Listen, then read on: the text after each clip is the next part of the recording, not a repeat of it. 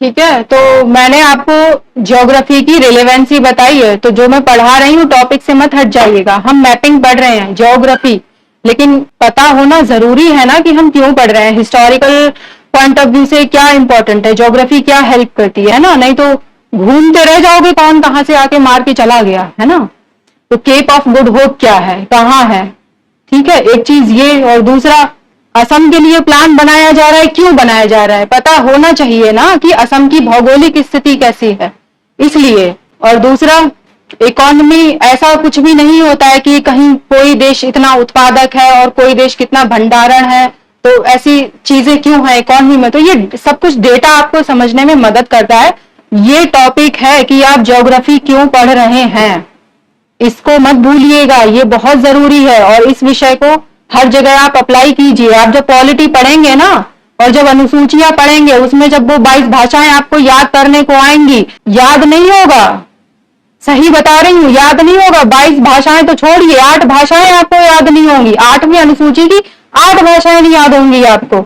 लेकिन वही अगर आपने थोड़ा सा उसको विजुअल वे में ले आए ना कि अच्छा हाँ यूपी की है, तमिलनाडु की है, हाँ तमिलनाडु से तमिल तेलुगु, अब इस तरह से अगर आपने थोड़ा सा विजुअल भी रख लिया, मान लीजिए क्वेश्चन आ रहा है, फैक्ट आपको नहीं याद है लेकिन विजुअल हो गया, आप आंसर कर ले जाओगे, ठीक है।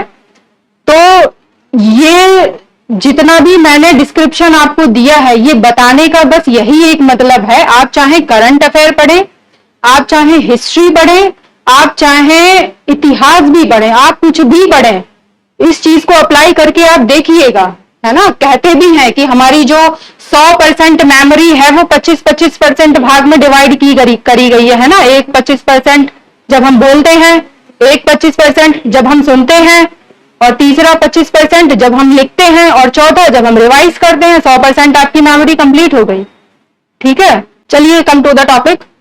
दक्षिण अमेरिका, थोड़ा सा तो हमने जान लिया, हमने लगभग देशों के बारे में जान लिया, समझ लिया कितने देश हैं, कौन किसकी टेरिटरी है, ठीक है।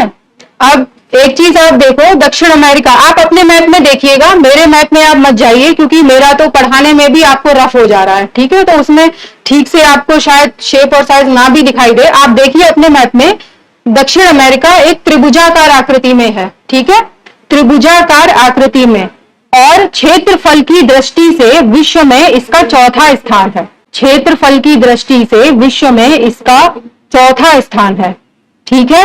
यहां आपको एक लाइन दिख रही होगी, इक्वेटर, विषुवत रेखा।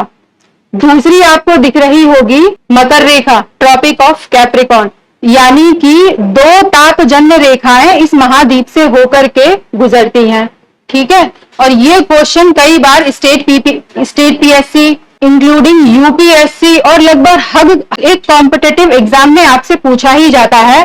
तो ट्रॉपिक ऑफ कैप्रिकॉर्न कहाँ, चिली, अर्जेंटीना, पराग्वे और उरुग्वे, ठीक है।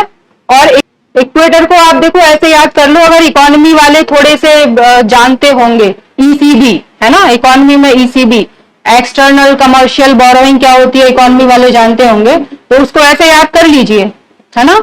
उसके बाद आप देखेंगे कि इसके आसपास कुछ आइलैंड्स भी हैं जो पहले एग्जाम में पूछे जा चुके हैं, जैसे गैलापागोस आइलैंड, इसको आप ऐसे याद कर लीजिए कि ये दक्षिण अमेरिका के पश्चिमी तट पर स्थित है। और मेन इसलिए भी है कि डार्विन की कर्म भूमि रही है, डार्विन ने अपने जो रिसर्च किए हैं वो इसी आइलैंड पर किए हैं, गैलापागोस आइलैंड पर। दूसरी चीज है ना, और यहाँ पर कई तरह के पक्षी जो मतलब कुछ अद्भुत प्रकार के, वो इस आइलैंड पर पाए जाते हैं, ठीक है। और एक है फॉक आइलैंड, जो कई बार एग्जाम में पूछा गया है, ठीक है। फॉक आइलैंड जो फिजिकली तो ये लोकेटेड है दक्षिण अमेरिका के दक्षिणी तट पर, लेकिन पॉलिटिकली ये यूके की टेरिटरी है ना। अब देखो, आप देखोगे कि अच्छा ये भी यूके की टेरिटरी है, ऊपर फ्रेंच गुयाना है, वो फ्रांस का है ना। ये ऐसे इतना हौच पौच क्यों हो रहा है, तो देखो विश्व युद्ध से पहले और शीतकालीन युद्ध में जिसको छीना झपटी में जिसने जो झपट लिया वो झपट लिया, इसीलिए आज की विश्व व्यवस्था देखो इतनी गड़बड़ाई हुई है। इसीलिए इंडियन ओशियन में देखो इतनी मारकाट मची रहती है। देखो वहां पर अमेरिका के कितने आइलैंड्स हैं, यूके की टेरिटरी है, और है क्या वो इंडियन ओशियन, है ना। तो ये कुछ चीजें रहती हैं ऐसी।